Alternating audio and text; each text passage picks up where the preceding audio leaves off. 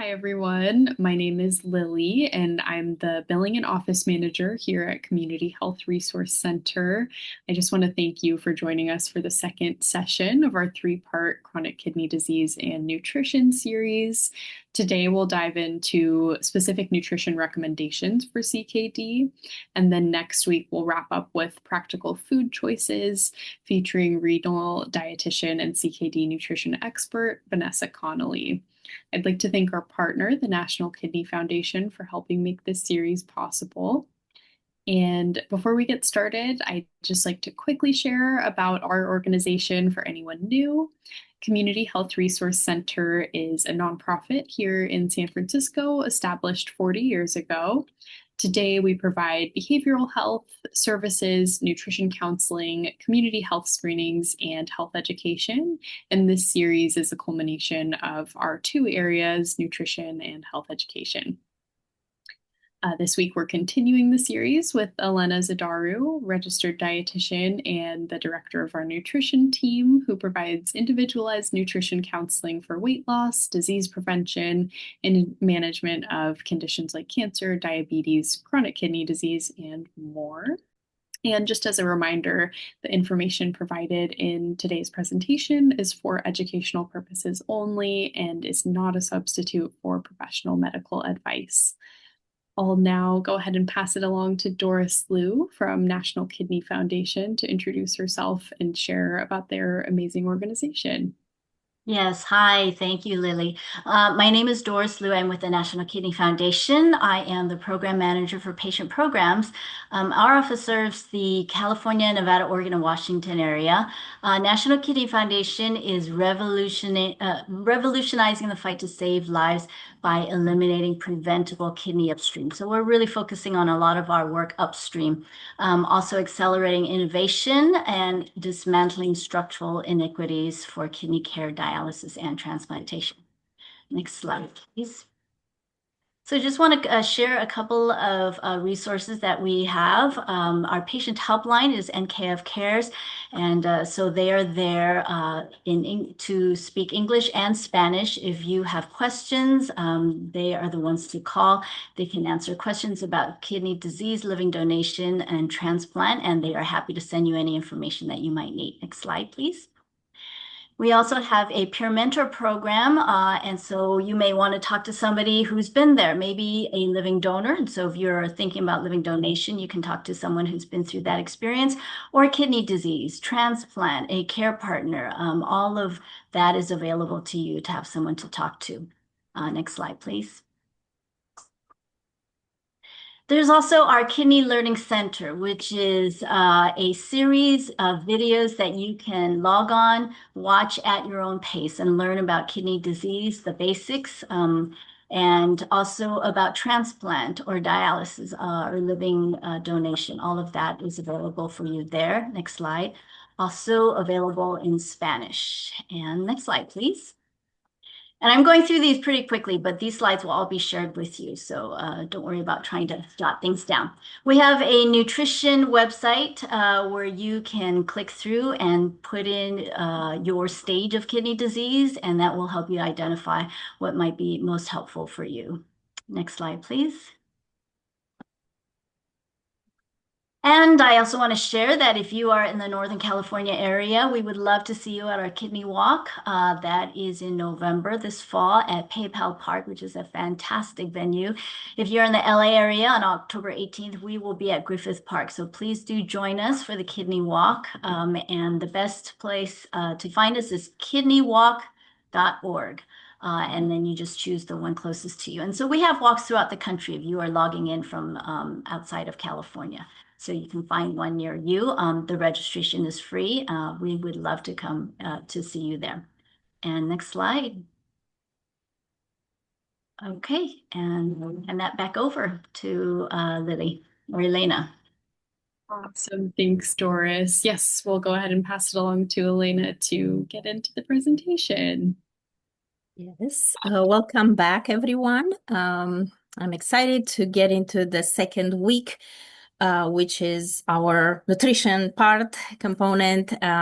It's a dense, we'll have a marathon, so we'll jump right into, and hopefully we'll have quite a bit of questions, time for questions at the end, the way we did last time. But I can't promise 30 minutes today. We'll do our best. So those slides are going to be included in your in the presentations you receive with My Nutrition Notes, so you have access to what Doris talked about. Today, class outline, we'll talk about benefits of nutrition at any stage, some dietary patterns for CKD that seem to be helpful and protective, and we'll talk in more detail about nutritional considerations such as protein, sodium, potassium, phosphorus, and others. So as I mentioned, and I won't read everything here, but there's definitely evidence since 2016, very consistent, that medical nutrition therapy, MNT, basically will help with delaying the dialysis and can improve nutritional biomarkers. Nutrition interventions showed that basically there are improvements in glucose and blood pressure control, but also independent of those, slowing the CKD progression and delaying the need for dialysis. We have evidence that eating more plant-based diets can help prevent and slow the progression of CKD, can be protective from a cardiovascular standpoint.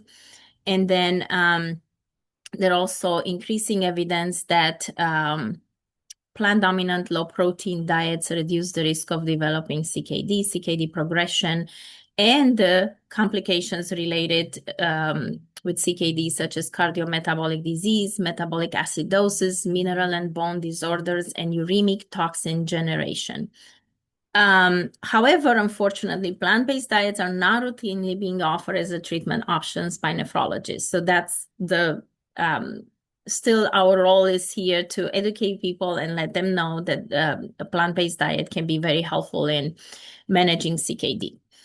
It should be an individualized approach that works the best, and I'm seeing that because a lot of the chronic kidney disease patients I meet with, they come with a bit of confusion. If you just go and Google or try to figure out online what would be a good diet for you, it's going to be very hard to find something individualized. And I tell people there's no specific kidney diet that will work for everyone. You really have to look at what's going on, what are the things that you have, if diabetes or heart disease or high blood pressure, other conditions, and then you have to kind of create a more individualized diet plan in order for you to manage better CKD and slow down the progression. It's not just one diet that will fit everyone's needs. And again, it's very specific to your individual labs. And we always look at the labs when we start talking with our CKD patients. So dietary patterns with adults stages 1 to 5, not on dialysis or post-transplantation. So we're not talking about hitting that stage of dialysis or having a kidney transplant. Any kind of stage before that, a Mediterranean diet pattern, plant-based, may improve lipid profiles. Also, in adults with CKD stages 1 to 4, increased fruits and vegetables intake may decrease body weight, blood pressure, and net acid production, this NEAP, which is important because this net acid production, it's what actually can put more, if you have a lot of acid, acidic urine specifically, you could put more strain on the kidneys, and that can contribute to the progression. Guidelines recommend a low protein diet to reduce the progression of kidney disease. There's also increasing research showing that plant-based low protein diets may benefit kidney health, and a large body of evidence has shown that lower dietary protein intake is associated with decreased proteinuria. So that means protein in your urine, CKD progression, and uremic complications. So what seems to be very beneficial is what we call this PLADO, plant-based diet, plant-dominant low-protein diet. So plant-dominant low-protein diet for CKD means that you have a protein recommendation of 0.6 to 0.8 grams of protein per day, per kilogram body weight per day. So that's how it's calculated. So the basically your protein recommendation per day will be based on your kilogram body weight and using this range, which is not very low, but it's not also, just to give you a point of reference, 0.8 grams of protein per kilogram body weight is recommended for a regular healthy individual. Of course, if you want to build muscle, depending on how much you exercise, you could have more, maybe a gram or 1.2 per kilogram body weight versus 0.8. But 0.8 is usually kind of normal. 0.6 to 0.8 seems to be a bit of a decrease in that, but I want to make it clear that it's not very low compared with what would be normal and healthy. We tend to eat more protein. That's a different story as a society, right? But what our body will just need won't be too far away from that. And then with this Plato diet is about at least 50% from plant-based sources, and then the rest can be animal sources. And also you want to limit the sodium to less than 4,000 milligrams a day or less than 4 grams a day is the same thing. I usually say around 2,000, 2,300 would be a better range because a lot of my CKD patients also have high blood pressure. So I want to keep it more to 2,000 or 2 grams a day or 2,000 milligrams a day sodium. And you want to have adequate calorie intake based on, do people need to maintain their weight or even gain weight versus they need to lose weight so we can create a calorie deficit. So that's also individualized based on your weight goals. PLAFON, this diet-focused low protein for CKD and diabetes. So the difference is for people that have also diabetes on top. So it's the same in terms of protein recommendations, sodium and everything, but you also focus on choosing some foods that are having maybe a lower glycemic index, or you're managing the carb amount per meal in a way to also control your blood sugar. So you add this blood sugar control on top of the protein and the sodium. Then we have DASH diet, dietary approaches to stop hypertension. This is more appropriate for people that also have high blood pressure. There's not very well controlled medication, so they really need to be more careful with their diet. They need to lower their sodium, maybe to 15 to 2,000 milligrams, depending on the blood pressure control. And also, it's still a plant-based diet, but the difference is that when you compare with Plato or the Mediterranean, is that you also make sure the sodium is a bit more controlled, so smaller amount. We have Mediterranean diet, which is more plant-based, but emphasizes healthy fats. So there's an emphasis on olive oil and nuts, and we're still keeping the sugars, processed meats, and red meats or processed foods limited. Flexitarian diet is basically semi-vegetarian. You're not vegetarian or vegan per se, but you mainly eat plant-based foods, but periodically or sometimes when you choose, you eat animal foods. So you're more flexible with your diet in a way, if I can say that. Vegetarian diet basically excludes meats, any beef, pork, chicken, fish. Well, vegetarian, yeah, would be just dairy or eggs that you consume, and plant-based foods. And pescatarian would be when you also include the fish on top of your eggs and dairy. But you exclude the meats, all the meats, including chicken, beef, pork. Then we have a whole food plant-based diet, which emphasizes consumption of whole plant-based foods, and limits very much the processed foods, refined foods.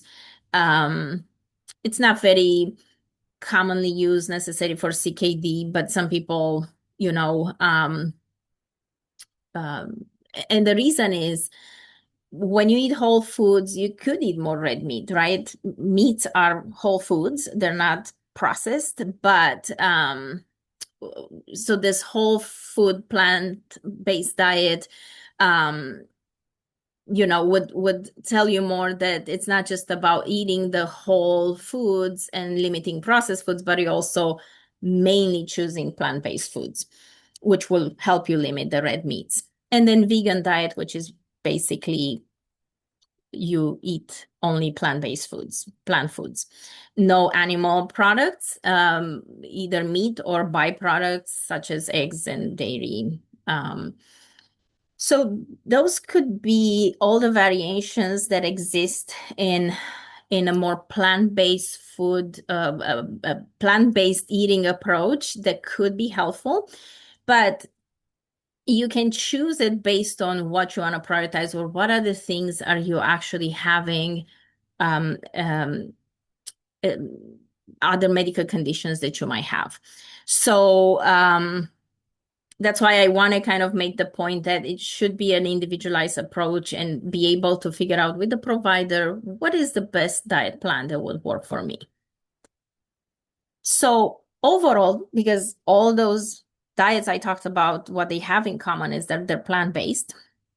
What it means, less animal protein, more plant protein. So the reasons why those can help with CKD is that it increases fiber intake and can help actually balancing better your gut bacteria.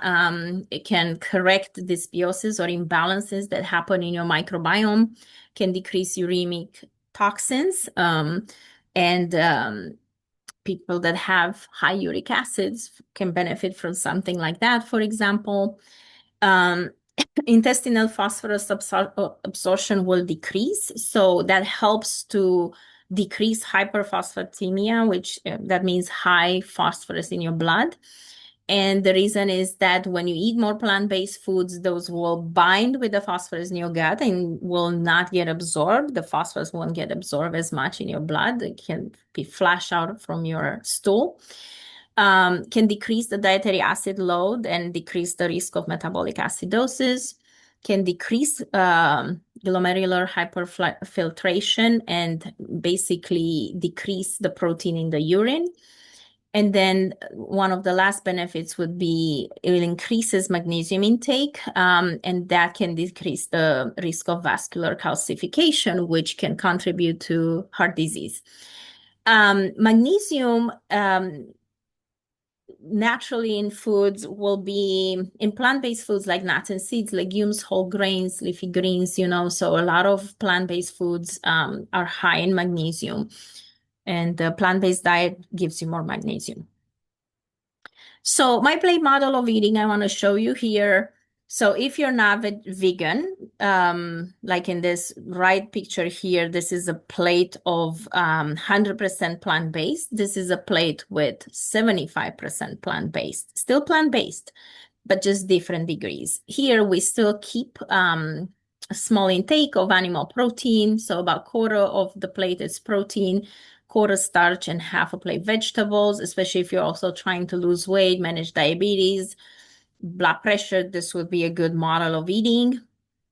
And then this here is basically the same structure, starch, protein, quarter plate, and then half a plate vegetable produce with some healthy fats that are part of the cooking process. But the only difference is this protein here, it's plant-based. It seems to be a combination of lentils or some sorts of beans that I'm seeing here. Maybe some tahini sauce on top that has sesame seeds and has a bit of more protein. Can be tofu here or edamame beans, can be different variations. But basically, it is in a way the same split. It's just one is 100% plant-based, the other one is 75% plant-based. Revisiting nutrients of concern, protein, sodium, potassium, and phosphorus. So we'll start with the protein. A lot of people ask me, how much protein should I eat? So the low protein diets have been controversial for different reasons, right? Risk for malnutrition, hard to follow a low protein diet, question of benefits. We still need more well-designed randomized controlled trials to really know exactly how much protein would be the best. But for what we know so far, a plant predominant low to medium protein diet, 0.6 to 0.8 grams protein per kilogram per day, with more than 50% plant-based protein sources is what seems to be the most beneficial and what's recommended right now. This second recommendation with a very low protein diet, when you lower even more the protein from food, 0.28 to 0.43 grams of dietary protein per kilogram per day, with additional keto acids, amino acid analogs to meet protein requirements. So I will explain in the next slide what those keto acids are, but this is what I want to say. This is more a restrictive kind of diet, and it's not easy to follow for different reasons. And mainly it's used in advanced stages of CKD, usually patients without diabetes that are non-dialysis with the eGFR less than 20, to help delay dialysis initiation and prevent malnutrition. So it showed that it can delay dialysis, can prevent malnutrition because you're adding the protein through those keto acids analogs. But overall, it's a pretty restrictive diet, and it's not what I would recommend to every CKD patient, for sure. So keto acid analogs are basically supplements in the category of medical food. And will provide this extra protein that's needed on a very low protein diet without providing additional nitrogen that could put more strain on your kidneys. So basically, there are certain amino acids in those formulations that would not turn into nitrogen in your gut in your system to put more strain on your kidneys when your kidneys eliminate that waste material. So they don't have any relationship to ketogenic diet, which is the high fat, low carbohydrate diet. Usually the dose recommended is 0.1 grams per kilogram per day. But there are some pros. It's shown to reduce CKD progression, slow the onset of uremic symptoms, can improve some nutritional markers. However, there are quite a few of cons. High cost is one of them. Those products, this medical food, it's quite expensive. It has a high pill burden. You need to take more than 6 tablets a day for the dose that you need. It's less available actually in the US specifically. There's no formulation that is actually FDA approved. So a lot of patients need to go through, to buy it internationally, or it's just a bit of a hassle to get the keto acid analogs. It's not just as easy. It needs close monitoring. You need to do labs more frequently. It's not suitable for patients that are metabolically unstable, may increase calcium in your blood depending on the type of keto acid analog you're using, because some are based on a calcium. It's a formulation with calcium combined, and that can increase your calcium in your blood. So it's not definitely a feasible option for most of CKD patients. As I said, I would usually try something like that in somebody that's pretty advanced, close to dialysis, maybe just to delay a bit and to make sure, because if you just eat less and less protein, you can lose muscle mass and increase risk of malnutrition. So it's, using those keto acid analogs can help you with that, but not put more strain on your kidneys. And other than that, really, the recommendation would be just 0.6 to 0.8, making sure you're eating enough protein to support your body needs and muscle mass preservation without eating excessive protein to put more strain on your kidneys. So what I wanted to say, so this would be for the vast majority, as you can see here, stages 3 to 5, 0.6 to 0.8, with diabetes or not. Now, I want to make sure that people understand, as I mentioned last week, we're not focusing on this webinar on people with or on dialysis, right? So, but if you are on dialysis, either hemo or peritoneal dialysis, the amount of protein that you need in a day is way higher. It can be somewhere between 1 to 1.2 grams of protein per day, just to help you maintain a stable nutritional status. There's a loss of protein through the dialysis process. So definitely people need much more. But this would be for stages 3 to 5 non-dialysis recommendation, the 0.6 to 0.8. Protein type, again, animal versus plant, more than 50% plant-based seem to be more beneficial. Eating less processed foods and less meat will lessen the production of AGEs, advanced glycation end products.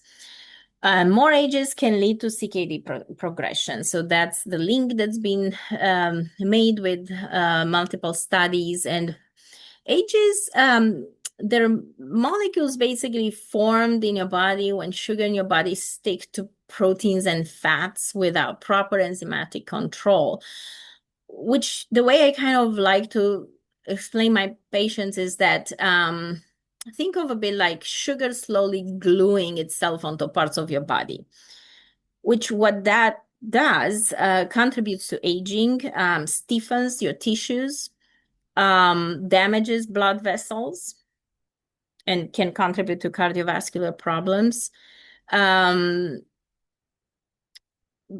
promotes inflammation and oxidative stress, which oxidative stress is actually linked with increased inflammation in your body.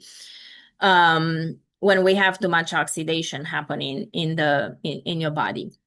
But basically those AGEs are not good compounds that can develop in our body, and eating less processed foods and less meat can lessen the productions of those AGEs. And why? The way you would see in this slide, ways to limit AGEs production, limiting high fat, high protein animal products, high sugar and processed foods, that would be helpful. Limiting cooking with dry heat at high temperatures, such as, grilling on the open flame, basically. So that's dry heat. It's better to cook with moist heat, lower temperature, shorter time. Think about simmering something or making a stew or cooking in a crock pot. I have here cooking over ceramic surfaces such as slow cookers would be better. Cooking meats with acidic ingredients like a marinade, right? So marinating the meat before cooking, where you have ingredients such as vinegar, lemon juice, tomato juice, or any kind of acidic ingredient will actually help lessening the production of AGEs. And then eating more whole foods, plant-based foods, high in antioxidants, and regular exercise can also decrease the production of those compounds. Now, I want to show you steps how to calculate daily protein using the 0.6 to 0.8 range. You have to divide your weight in pounds to 2.2 to find the weight in kilograms. Now, in reality, if you are overweight and your BMI is over 28,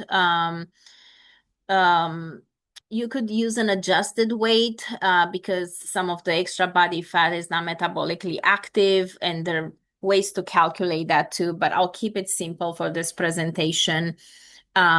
You usually divide your actual weight by 2.2 and you get your weight in kilograms. And then you multiply that number by 0.6, and that's your lower range of the protein recommendation.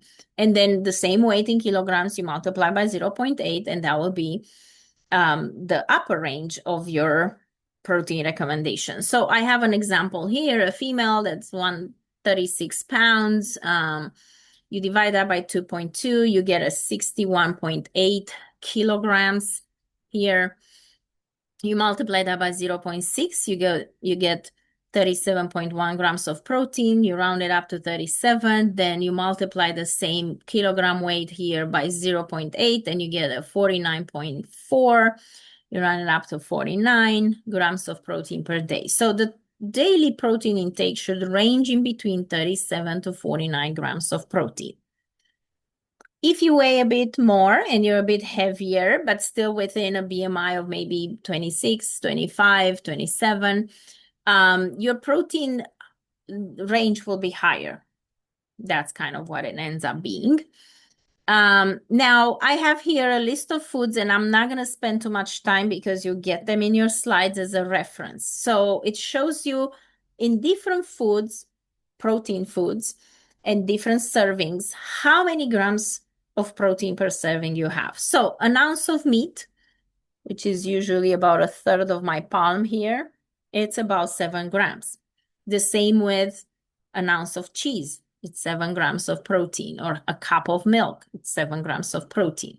Also, if you have a slice of bread, or, starches are not usually protein foods, right? They have more carbohydrates, but they can give you some, they can provide you with some protein. But usually in a slice of bread or a third cup of cooked pasta rice, you get about 2 grams. Vegetables, half a cup cooked, about 1 gram, depending on the vegetable. Fruits and fats, 0 grams. So usually I say the protein foods are the ones to pay more attention to and control the portions. Again, 3 ounce, the deck of cards, or a piece of meat or fish, it's about 21 grams because it's 7 by 3. Then, cheese, an ounce is 7 grams. An egg would be, we have here egg whites, or a whole egg, it's about 7 grams. Nuts and nut butters, quarter cup of nuts, 7 grams. So basically, you have this reference sheet to estimate and figure out how much protein is in different foods. I want to give you a sample menu for the 37 grams of protein a day with more than 50% plant-based. So the example I provided you with, breakfast is 3/4 cup of oatmeal with honey, 1/4 cup of nuts, about a tablespoon of ground flax seeds, and a cup of strawberries. Lunch, maybe a sandwich with 2 slices of bread with 2 ounces of tuna salad for 14 grams, and lettuce, tomato, mustard, mixed green salad, an apple. And dinner, a quinoa bowl with half a cup cooked quinoa, 1/4 cup cooked black beans, chopped cucumbers, tomatoes, avocado, and a cup of raspberries. So that's an example of 37 grams of protein. As I mentioned, this is a lower because that person did not weigh that much, my example. It's more an example of a lower protein budget. And in order to be able to stick with both plant-based and within that protein range, there was only one meal that used either fish or chicken, so more like an animal type of protein. The rest of the meals, breakfast and dinner, as you could see, they're more plant-based proteins because they're not as concentrated in protein. And also will help us get that majority of the foods out of the plant-based proteins. So it can be done. It's a little bit more restrictive, and you have to make some changes and you have to plan a little bit more, but it can be a good example that it's a manageable, it's a feasible meal plan. And remember, I said it's a range, 37 to 49. So if you're going to eat an extra hard-boiled egg in that day or something with extra protein, you're still going to have room to add another 7 grams of protein or something like that, depending if you want to be on a lower protein versus more medium protein.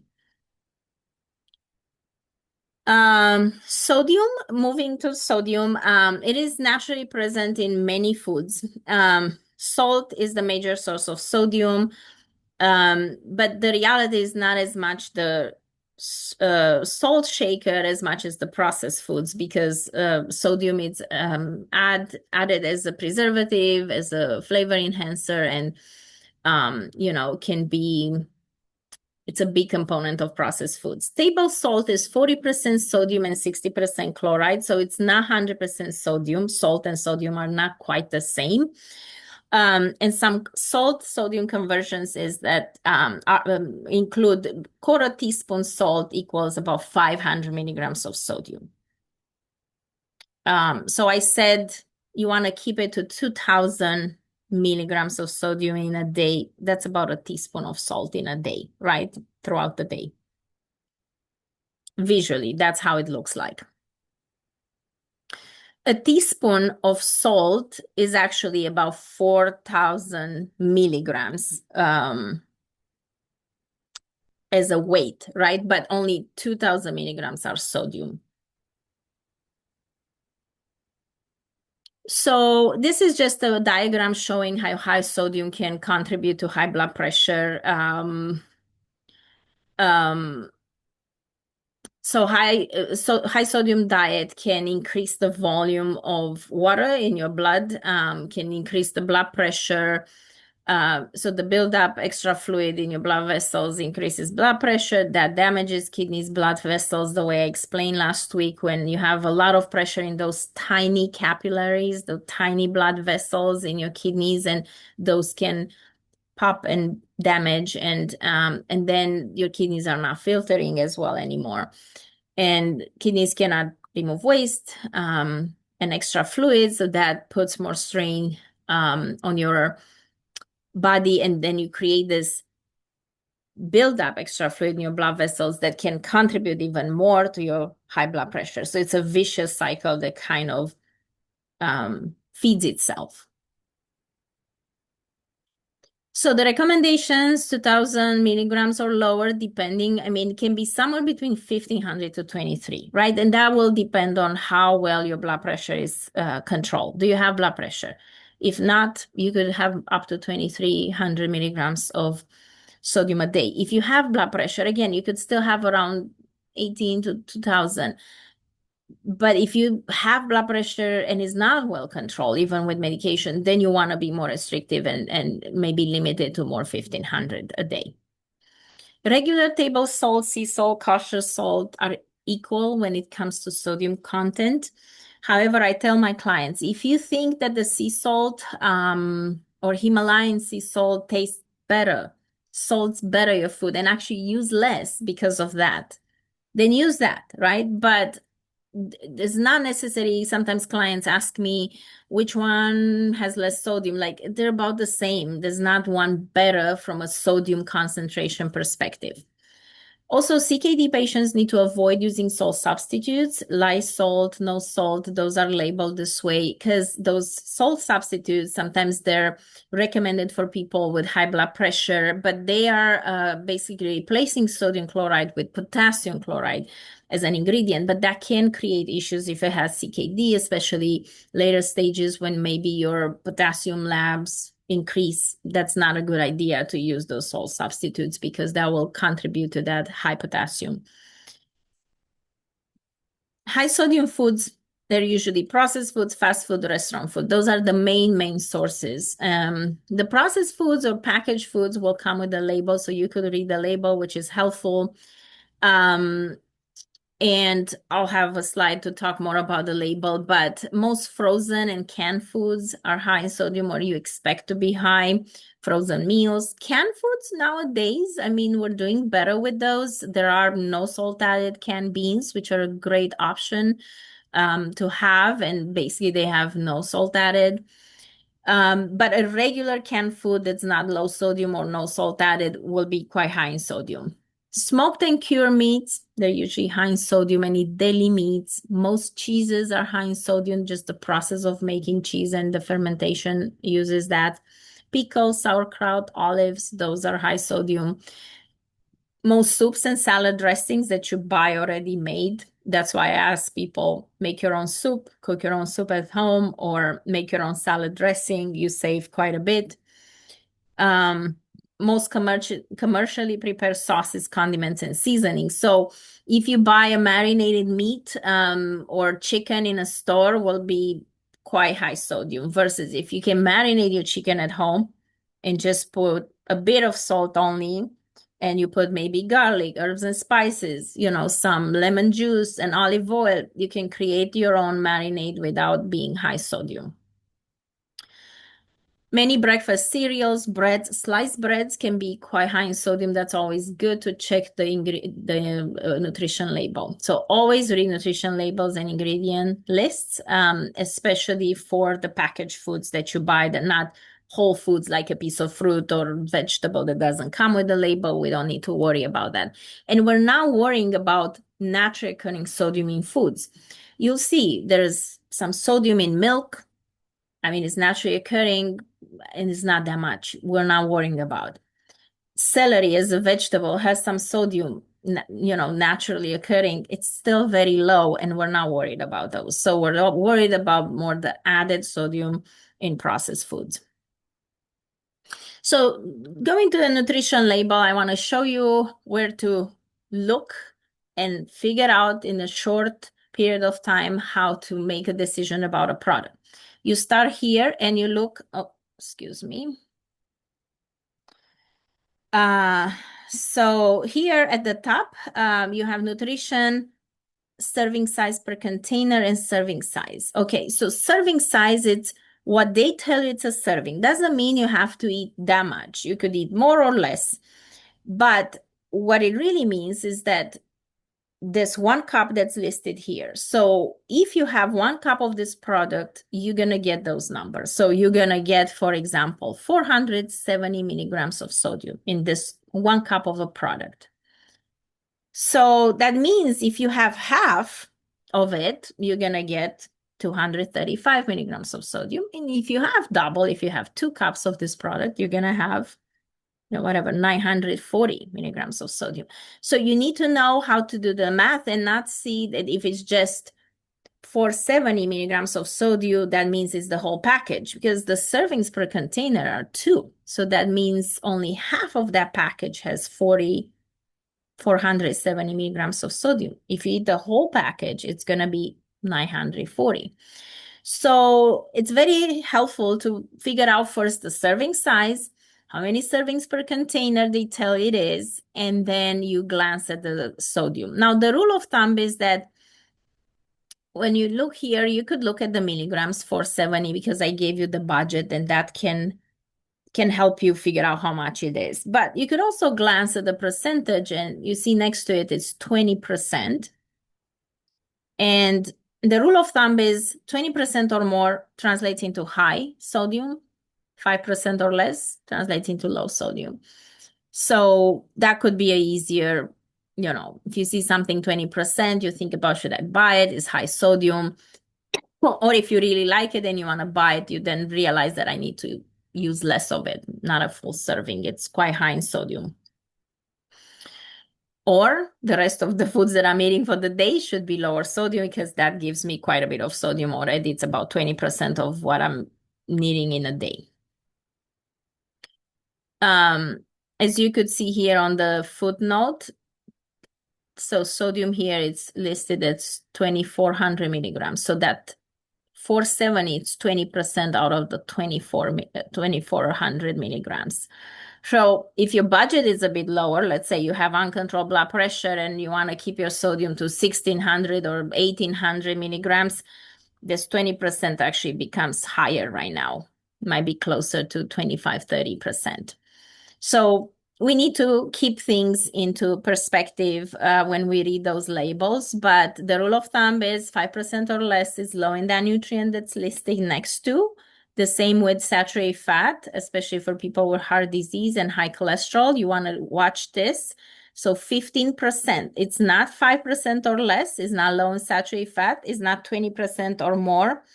It's not high in saturated fat, but it's kind of getting close, right? Because 15, it's closer to 20 than to 5.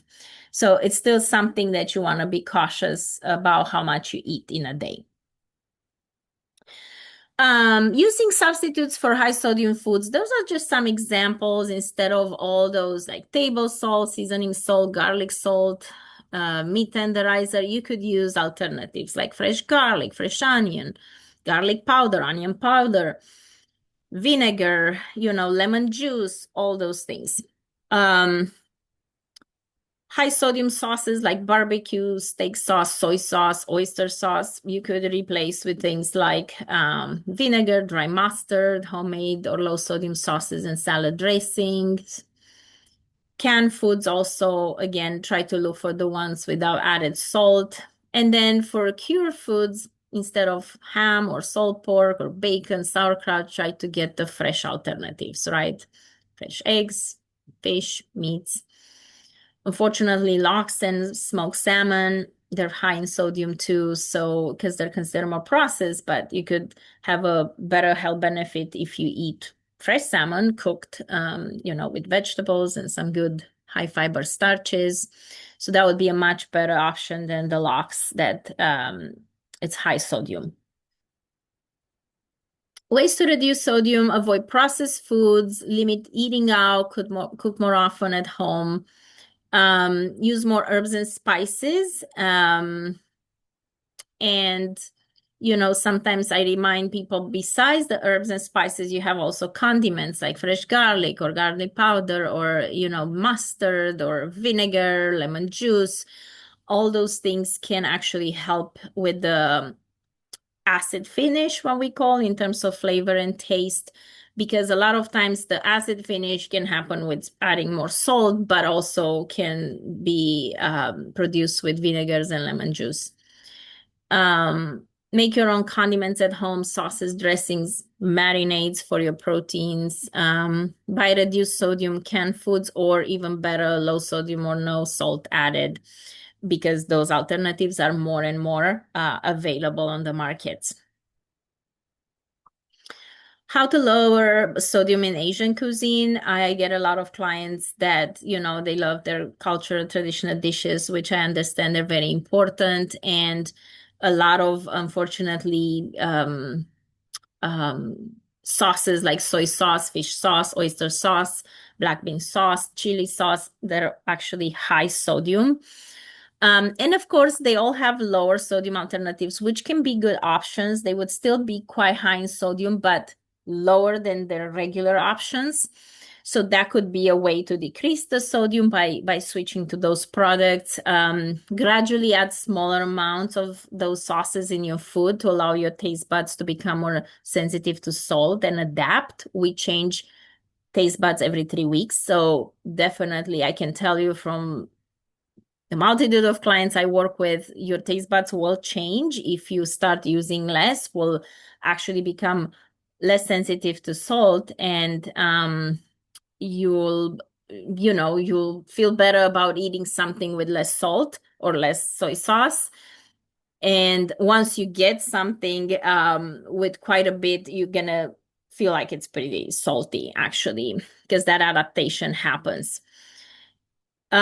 Use more spices and condiments such as garlic, ginger, green onions, cilantro, star anise. We have the Sichuan peppercorn, black pepper, sesame oil, sesame seeds, black vinegar, bullhead barbecue sauce, mushroom seasoning, because the mushroom seasoning actually creates the same umami flavor pattern for your taste buds that soy sauce, for example, will add, or salt.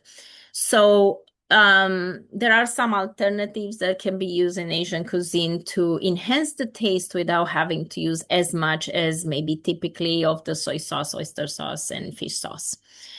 You can try coconut aminos as an alternative to soy sauce. I had clients using that, but some of them, may have 90 milligrams sodium per teaspoon, so quite low compared with soy sauce, which is maybe a third less than the soy sauce. And some can have more. So I would try to read the nutrition label before you make that switch, but that could be a good alternative too. I gave you here some pictures with the black vinegar and bullhead barbecue sauce. You could see they're pretty low in sodium. potassium. The role is to keep a normal water balance and help with muscle contraction. So potassium is involved in muscle contraction, and because our heart is a muscle and contracts a lot, when the kidneys have a hard time to remove excess potassium from your body, and the potassium accumulates in your blood, that can create irregular heartbeat or can increase risk of heart attacks. So it's important to keep a normal level of potassium in our blood. And with advanced stages of CKD, it can happen that your potassium starts increasing, and that's definitely something we don't want. Check with your doctor what is safe for a potassium level. For most doctors, 3.5 to 5 is safe. 5 to 5.5 would be caution, and more than 5.5, it's kind of dangerous. So they want to usually help you lower your potassium level through different mechanisms.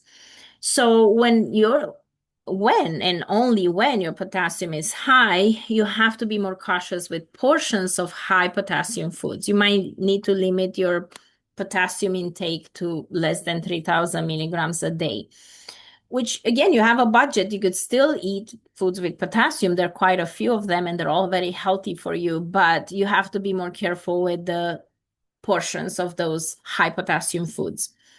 Also, I want to point out there are other causes for high potassium, not diet related. Sometimes blood pressure medications, such as the ACE inhibitors like haptopril, lisinopril, can increase potassium. Uncontrolled diabetes, acidosis, chronic constipation. Those can affect actually potassium levels. So a lot of times addressing those issues, if you have them, could be helpful without having to be too restrictive with your diet. Some diuretics like furosemide, Lasix can decrease potassium. If having high potassium, check with your doctor for other possible causes before restricting even further your diet. And also check with your doctor about the possible use of potassium binders like Lokelma. So there are some products available that could be taken when you eat, and that could help bind the potassium and flush it out of your body without getting absorbed into your blood and be processed by kidneys. So you can absolutely enjoy moderation even when your potassium is higher than normal. Some foods such as, fruits, avocado, banana, cantaloupe. You have fruits here listed, vegetables and other foods, dry fruits. So those are all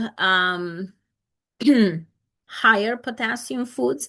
But again, you could still eat some of them on a daily basis, but try not to have only foods high in potassium, right, the whole day. So maybe limiting to how much you're having or how many servings a day of those high potassium foods, because as I said, you have a budget and you want to make sure you're not going over. There's also lists with foods that are more moderate or low in potassium, and those could be also added more to your diet. Now, I mentioned lots of foods are high in potassium, but there's different bioavailability of potassium in different foods. So about 50 to 60% of potassium in fruits and veggies is absorbed. So not 100%. 80% of potassium in animal foods is absorbed, and about 100% of potassium in processed foods is absorbed. Those are your salt substitutes that I talked to you about, the potassium chloride instead of sodium chloride, food additives and preservatives that include potassium. So the processed foods are kind of the worst in a way, and the ones to limit first, the ones that have potassium added. And then the animal food should be minimized, and that will help you both with protein and potassium if your lab is higher. And then the vegetables and fruits would be the last one to limit. Plant-based diets a plant-based diet has more fiber that increases intestinal potassium excretion. As I mentioned with the phosphorus in that slide, when I said more fiber actually can decrease the phosphorus in your blood, it's the same with potassium too, because the fiber will bind. It's something we don't have enzymes to digest and process in our body to absorb in our blood. So the fiber ends up in your colon, right, as we know, and has some good benefits there. But the fiber can also bind certain nutrients like potassium, and then help some of that potassium be eliminated in your stool. And as I said, unfortunately, we still have a lot of education materials that will say restrict fruits and vegetables, but we want people to eat plant-based diet, to eat that fiber, and overall, the potassium that comes in those plant-based foods, it's the least dangerous from all the sources I mentioned.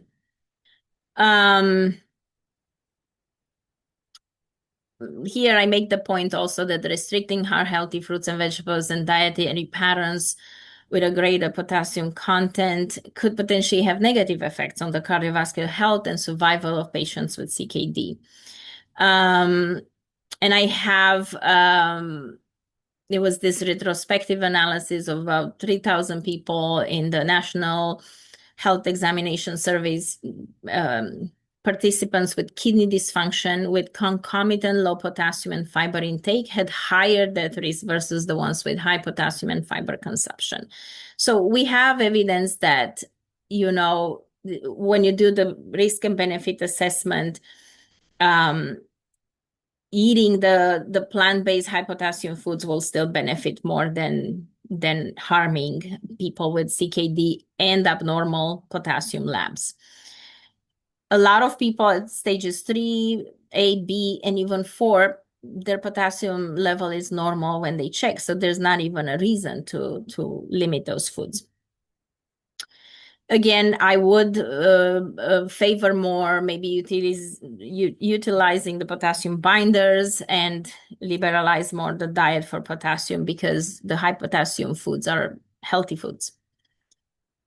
Phosphorus builds healthy, strong bones. The kidneys will remove the excess phosphorus the way it happens with the potassium. And in CKD more advanced stages, the phosphorus may accumulate. High phosphorus can contribute to low calcium in the blood because it increases the parathyroid hormone, and that will pull out calcium from your bones because your calcium in the blood is low, and your body will be forced to pull calcium from your bones to increase the calcium in your blood, and that will weaken your bones. And then that can develop basically bone disease from this imbalance in electrolytes, basically in phosphorus and calcium.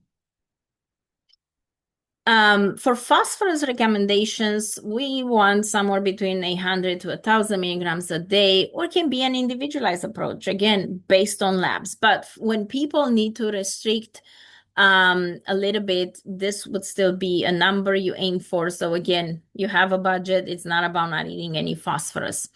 In early stages, I would say avoid drinking colas, dark colas, those that have phosphoric acid. And I would also try to clean from my diet foods that are processed with, the processed foods usually contain a lot of phosphorus additives.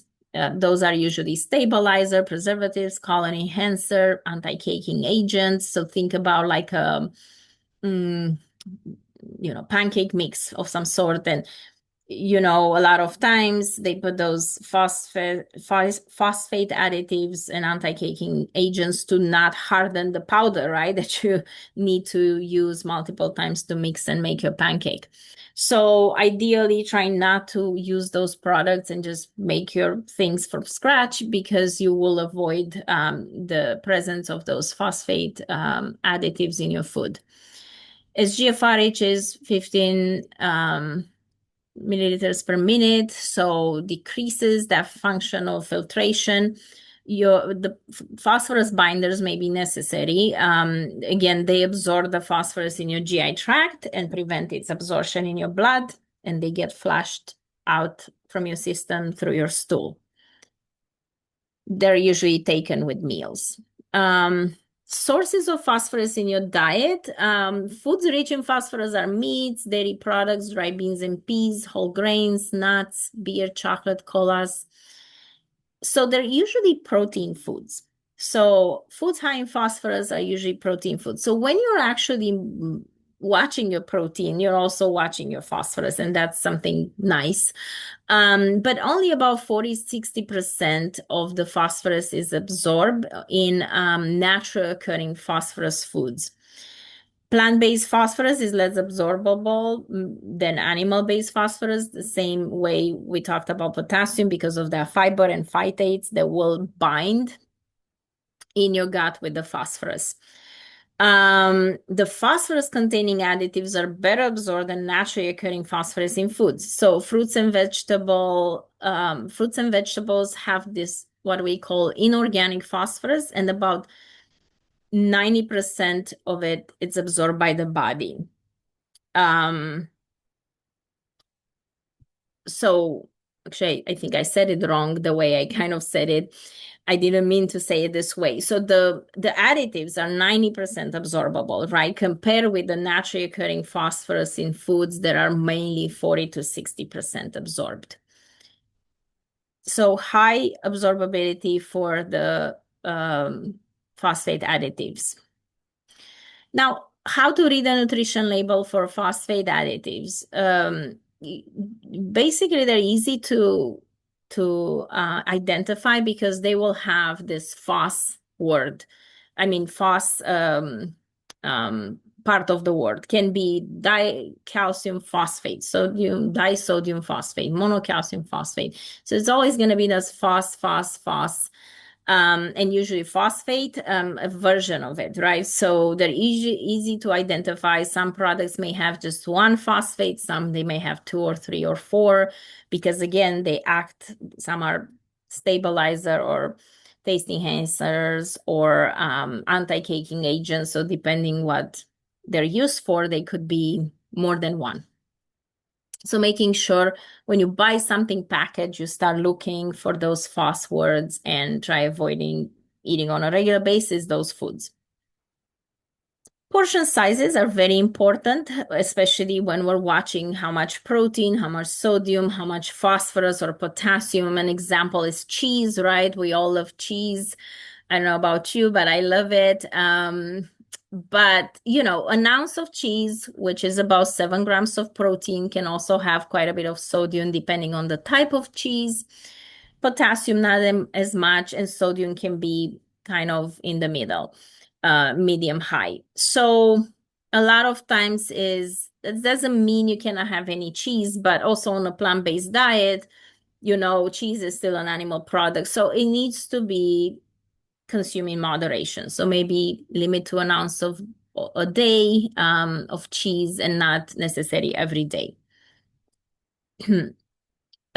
Chicken, 3 ounces of chicken, deck of cards, that's about 21 grams of protein. Sodium not as much, especially if cooked without salt, but if depending on how much salt you add, it can have a bit more. Potassium, again, a bit high. Potassium foods are considered high if they're more than 200 milligrams per serving. And phosphorus, again, kind of in the middle.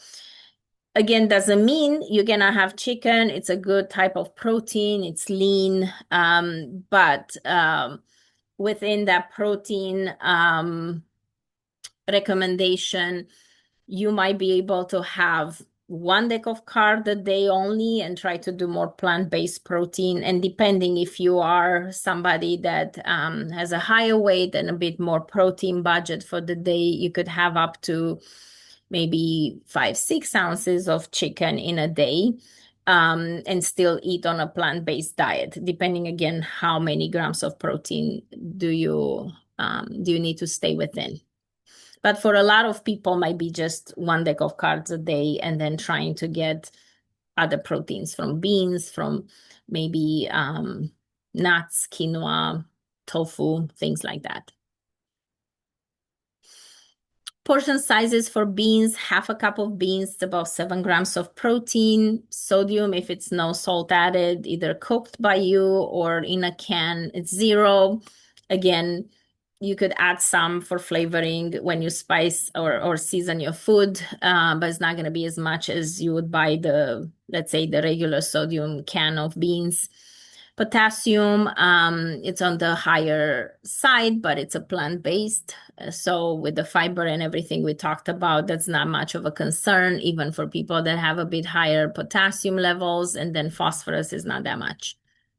So good choice. The same with nuts, an ounce of nuts, about 7 grams of protein, very little sodium. Even the ones that are salted, I like a bit of salt in my nuts, but salted nuts a lot of times may have just 60, 70 milligrams of sodium, which is not much at all. Whatever it's 140 milligrams of sodium or less per serving, it's considered low sodium. Then potassium and phosphorus, again, not too much, given that those are plant-based also. The first steps to planning a kidney-friendly diet, you want to have a regular grocery shopping day at least once a week to make sure you buy the right foods, and you want to see what's already in the house. You maybe want to ask other household members for meal ideas. You want to think what I would like to eat, what I haven't had in some time, what would be healthy for my kidneys. And then you have to be realistic about your time. When you shop something pre-cooked or raw versus leftovers, or maybe cooking in bulk, or maybe cooking some of the foods in advance on a weekend and then use throughout the week different versions of those foods. It's the same idea of reusing items for multiple meals. Let's say you cooked a bunch of chicken, and then again, you're very careful with your portion size, and you could use it throughout the week in a salad form, in a wrap form, maybe just on the side with cooked vegetables and some brown rice. You can try some batch cooking and freezing extras if that works better for you. So you have more options on weeks when you're busier. And then trying to read the nutrition label. And I hope I gave you some tips today for things to look at the grocery store. And again, nobody wants or has the time to just stay there and study the nutrition label. But if you go, if you have CKD, you want to look at saturated fat, at sodium. If you also have diabetes, you want to look at fiber and added sugars, total carbohydrates, you want to glance at the protein to know how much is it high protein or not. And it takes a few seconds to kind of figure out, but I also say once you identify good products that also you take home and you test and you like, then you don't have to read that label all the time. You just go and buy that food, that's a good food for you. Browse for plant-based recipes. I have here this website that I really like, the Mediterranean Dish. They have different recipes, ideas. They also have a tab of vegetarian where you get more ideas for plant-based foods, such as can be bean salads or quinoa salads or things like that are very delicious and easy to make. The first steps, sorry, I think this is, yeah, that's a repeat by mistake. I apologize for that. Other nutrition considerations, calcium, because we talk about protein, phosphorus, potassium, sodium, but calcium, you want to ensure adequate calcium intake to avoid both low or high calcium levels in your blood. Try not to exceed 2,000 milligrams calcium per day. Some studies show that 800 to 1,000 milligram calcium a day is a good goal for people with CKD stages 3-4 who are not taking active vitamin D. Usually, most of the calcium recommendations for regular people would be 1,000 to 1,200 milligrams a day. So,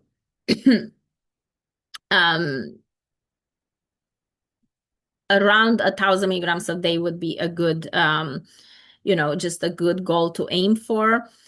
Vitamin D, as I mentioned in our first lecture, kidneys activate vitamin D. So patients with CKD at more advanced stages, when the kidneys cannot perform that function to activate vitamin D, have increased risk for vitamin D deficiency.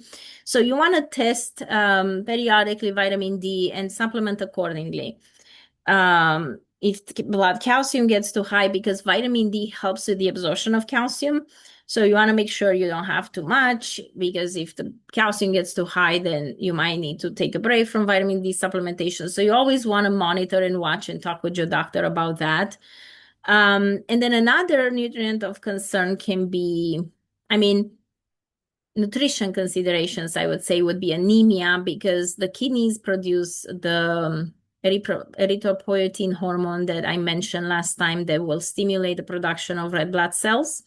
So you want to test and treat accordingly, because again, sometimes people need to take the erythropoietin.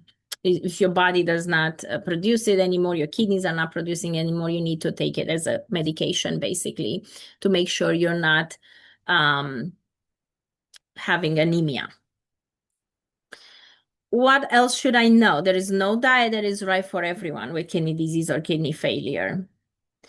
What you can and cannot eat will change over time with stages, depending on how much kidney function you have and whether you have other health problems like diabetes, heart disease. The sooner you start with following this plant-based diet, making sure protein is not excessive, the better would be. And I think people are able to delay the decrease in their progression. It's important to talk to your healthcare team or a dietitian to work on a more individualized approach, especially if you have more complications and other conditions that need to be taken into account. I have some references here, and then I think we're ready for questions because we have only 15 minutes left.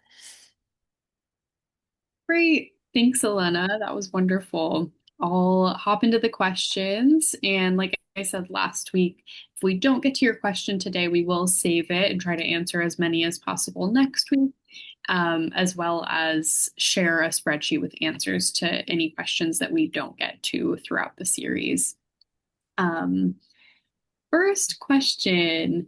Is moderation the answer to my question? For stage 3 CKD, recommended foods to avoid sometimes contradict others for healthy eating. For example, whole grains and brown rice. For CKD, white rice and white bread is suggested. I have a couple of follow-up questions in this same one, but I'll start with that if you don't mind, Elena. Yeah, no, I would definitely, with CKD stage 3, I would eat brown rice and whole grain breads, and yeah, whole grains would be better than the whites. Okay, great. And then are bananas good for cramps, and is tofu good? Well, the bananas are used for people when they have cramps, because sometimes not having enough potassium and having a loss of potassium for different reasons. Bananas are high in potassium, so sometimes it's just balancing and giving your body a nutrient that it's needed. Cramps can be for different reasons too. So it will depend. So yeah, the bananas are good for cramps because of that high potassium. Now, if you have CKD, depending on also your labs, you could eat bananas, but if you have high potassium, you could still eat bananas, but you have to be careful of like how many in a day, how much, that kind of thing, because there are high in potassium, and maybe the cramps are not just because of your potassium. Let's say your potassium is high in your blood, likely is not because of that. There could be other cause. Right. Okay. And what was the second part of it with the banana? So there was bananas with cramps, and then is tofu good? Yes. Tofu will be a good option, especially when you're trying to do more plant-based protein foods the way I talk about today. Okay, awesome. Next question. For CKD stage 4 with a GFR of 26, what is the amount of protein and minimum amount of fluids, including water, tea, coffee, etc.? I understand this is quite Specific, yeah. And again, the amount of protein will be based on your body weight. If if your BMI is over 28, or even over 30, I would say, um, you can use your regular weight quite. So I showed you how you could calculate roughly I would still do a 0.6 to 0.8. If you choose to be more on the zero point 0.6 range, lower range, just because, the GFR is 26, you could, but I would still use basically the same recommendations, but it's not the stage itself that gives you the amount of protein, it's also your body weight, again, you have diabetes versus you don't. People with diabetes, because they also need to lower their carbohydrates, they tend to be more on the 0.8 than 0.6 recommendation. So again, can be quite individualized. If you're not sure, I would say would be helpful to check with your insurance coverage. A lot of insurance coverage for nutrition counseling happens with CKD, diabetes. So maybe your insurance covers, to see a dietitian and figure that out and get those more specific numbers. Great. Thank you. The next question is also about protein recommendations.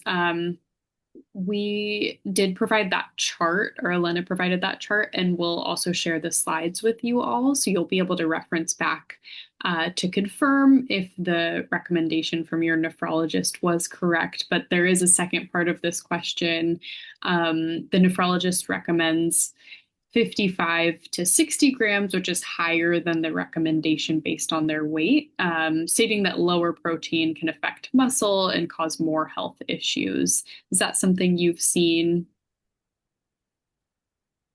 Yes, and as I said, as I had in that slide with protein, it's been controversial over the years, honestly, and I've been doing this webinar for the past 8, 9 years, and my slides changed, and I had different recommendations in the past. Now I just give you the most updated ones in terms of the more recent and the highest evidence, what can be helpful. But there is the concern still of malnutrition for some patients based on age too, and muscle mass. And I would say, a 0.8 is quite, if you also have a good diet overall, more plant-based, and also exercise regularly and do some muscle strengthening, I feel like people can definitely maximize their muscle mass and preserve that and do well. Because a lot of times also we think that eating more protein will help us with the muscle mass, and it does to some extent, but we still need to exercise and contract the muscles. Otherwise, with that protein, and then your body needs to process it, your kidneys, you turn it into extra calories. So, you know, now I would look also the margin of difference in between body weight 0.6 to 0.8 versus what the nephrologist said, 55, 60. For me, it's still a moderate amount of protein, is not excessive for sure. So it might, if it's like a range of maybe, I don't know, within 10 grams of protein difference, may not make a big difference, right? But 55, somewhere between 50 and 60 is not excessive for sure. Might be a bit higher than 0.6, 0.8 based on your weight, but would still be something you could try and monitor your kidney function and see how you do with. Great, thank you. And next question, I believe this was from kind of midway through the presentation. What is VLPD? Very low protein diet. Got it. Yeah, Great. I think I had them at one point as a whole, and then I used just the abbreviation, but it's very low protein diet, which was the one 0.28 to 0.34, I think. So way more restrictive. The low protein diet, low moderate, is the 0.6, 0.8. Great, thank you. How valid is using the PRAL, potential renal acid load measurements, where lower values are best for food choices? Yeah, you could. I mean, that acid, it gives you an idea of basically the potential of certain foods to increase acid load on your kidneys. So lower, the way I showed, lower acid load would be more beneficial. So I would say could be beneficial. Now, I know sometimes there are like lists and things available, it can be more overwhelming. I explain my clients the rule of thumb is that usually the more animal type of products and the refined starches like white rice, white bread, those are the ones that increase the most the acid in your urine, make your urine more acidic, and the plant-based foods and whole grains. And that's why also I mentioned whole grains at stage 3 would be better than the whites because that will decrease that acid load. Great. Thank you. Next question. I know you went into detail about managing protein, potassium, and phosphorus and sodium. This question is about managing all of those things while still enjoying food. Do you have anything to kind of add about that? Yes. What I would say, and what I'm actually trying myself to do is a way to eat more on a plant-based without necessarily becoming vegan, but still enjoying maybe, chicken or meat. There's this concept of layer protein when you don't have to have, let's say, to get my protein in a meal, 3-4 ounces only from a piece of meat. I could maybe have 2 ounces of meat or chicken, and then half a cup of beans, and then a quarter cup of nuts. So now in a meal that I put together, maybe there's a salad, right, that I add all those ingredients, or maybe I eat the beans with the meat and some vegetables, and then the nuts are at the end with a piece of fruit, depending on how you want to do it. But in one meal, I ate my protein intake, but it's layered and it's maybe 50-50 animal and plant. So without taking completely out the meat or the chicken or the fish, you could still enjoy the taste, but you lower the amount and then add other foods that are more plant-based sources of protein. Because remember, I said, especially if your weight is a bit lower, your protein needs are now lower. I said, oh, you could have just a deck of cards of meat, let's say, per day. But what if I want to enjoy a piece of chicken, both lunch and dinner? You could just do half and half and add other plant-based in your in your dishes. And that could help with flavors too, and still enjoying maybe foods that you would like more. You Wonderful. have to be more creative for sure, but it's possible. Totally. Thank you. And I know we just have about 5 minutes left, so we probably have time for maybe one or two more questions. The next question, I believe you went over this, but should we limit seafood such as shrimp? Well, seafood can be part of a healthy diet. Again, thinking, I mean, limit saying avoiding, no, for sure. Limiting in the sense within that animal protein, yes, ideally, but you could still have it on a weekly basis, right? And make it part of your meals. It's just a matter of staying within your protein recommendations and yeah. Great. Thank you. This next one may be a little bit more complicated. And so if we don't necessarily have an answer today, we can do some more research or get some more feedback and come back to you. But the question is, what dietary changes are needed to manage CKD nutrition needs during pregnancy? Yeah, that's a great question. I mean, definitely, I would say, depending on the stage too, let's say it's a, you know, potassium, phosphorus, normal, labs. I mean, I would monitor those labs definitely more regularly. The protein, I think, is the main thing here, because with protein and pregnancy, you have higher needs, right? And I would actually, I would gauge it based on and work with the doctor too, because I'm okay with saying, have more protein, maybe at least 1 gram of protein per kilogram body weight during the time of the pregnancy, just to, because it's also something more temporary, you know, in the big scheme of things, it's just 9 months versus kind of a longer progression. CKD, it's a chronic disease, progresses more in time. It's not just something, right, more temporary diet that can affect it.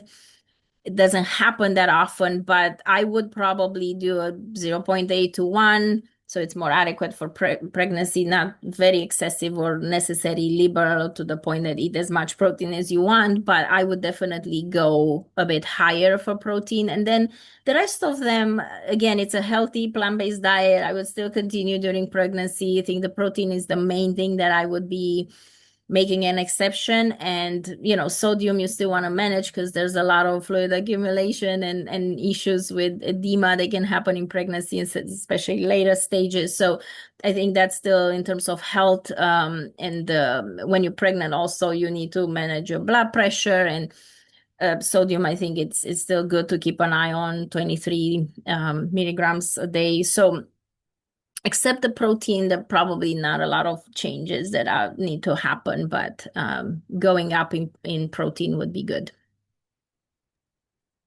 Great. Thank you. And thank you for answering all of these questions.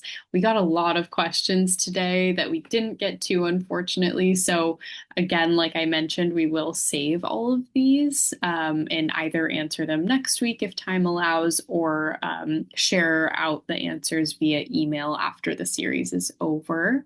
But I just wanted to thank everyone again for joining the series in session 2 today.